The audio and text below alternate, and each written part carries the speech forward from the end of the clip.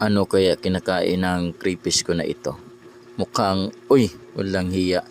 Kinain niya yung mulis na nilagay ko dito para mag-prevent ng kitikiti. Oh, sarap ng kain niya, oh.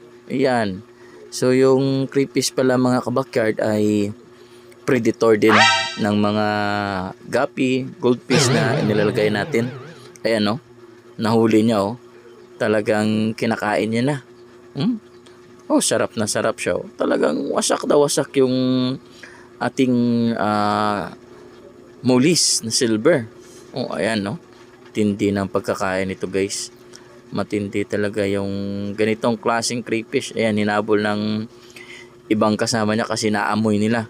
Ayan, yung naiwan sa kanila, mga tira-tira lang. So, ayan, nag-aaway pa yung dalawa. Tira-tira lang yung naiwan sa kanila. Samantala yung isa, ayan, sarap na sarap sa pagkain ng ano, oh, ng, ano nito, ng, ano, mulis na nilagay natin. So, balikan natin yung dalawa. Ayan yung dalawa, guys. Ayan, parang masisira yung ulo sa kahanap ng natira na ano, mulis. So, predator din pala, guys, yung ating ano, no, crayfish.